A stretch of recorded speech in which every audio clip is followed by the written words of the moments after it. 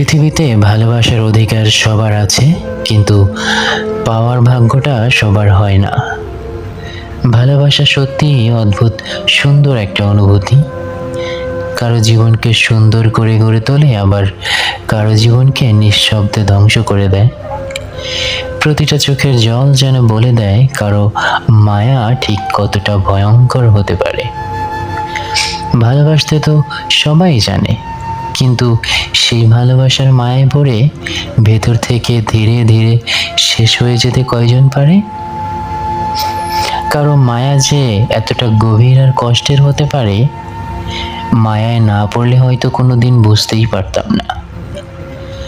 যাকে নিয়ে সারা জীবন বেঁচে থাকার স্বপ্ন দেখেছিলাম, যার হাত ধরে জীবন কাটানোর কথা ছিল, আজ তাকে নয়, শুধু তার স্মৃতিগুলোকে সঙ্গী করে বেঁচে থাকতে হচ্ছে।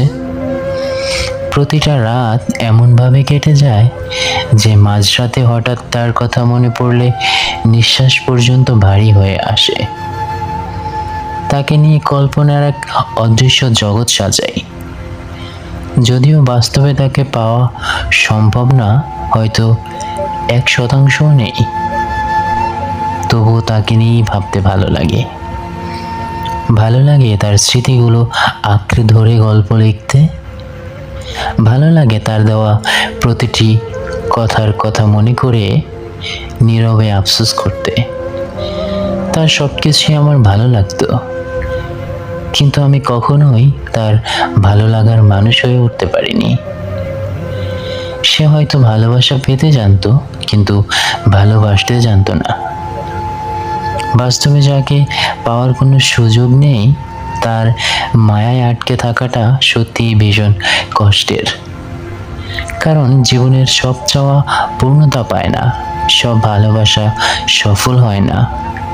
কিছু ভালোবাসা শুধু স্মৃতির পাতায় বেঁচে থাকে, দূরত্বের আড়ালে লুকিয়ে থাকে, আর নিঃশব্দে হৃদয়ের গভীর রক্তক্ষরণ ঘটায়। জীবনের সবচেয়ে কষ্টের অনুভূতি হয়তো এটাই, যাকে সবচেয়ে ভালোবাসো সে কখনোই তোমার হয় না। হ্যালো লিসেনার্স, আপনাদেরকে অসংখ্য ধন্যবাদ। আমাদের পেজের গল্পগুলো নিয়মিত শোনেন আপনারা, আর যারা ফলো করেননি আমাদের সাথে ফলো করে প্রতিনিয়ত এ ধরনের সুন্দর সুন্দর গল্প শুনতে আমাদের সাথে যুক্ত হয়ে যেতে পারেন। সো প্লিজ দেরি না করে এখনই একটা করে ফলো করে দিন, আর লাইক করে দিন, আর অবশ্যই বন্ধুদের সাথে কিন্তু শেয়ার করবেন ভালো লাগলে। আর এ ধরনের গল্প কারা কারা নিয়মিত পেতে চান অবশ্যই কমেন্ট বক্সে জানাবেন। আপনারা চাইলে কিন্তু সুন্দর সুন্দর গল্প লিখে আমাদেরকে পাঠাতে পারেন, আমরা আপনার গল্পটিও শেয়ার করবো ইনশাআল্লাহ। তো আল্লাহ হাফেজ, আজকের মতে দেখা হচ্ছে পরের কোনো ভিডিওতে।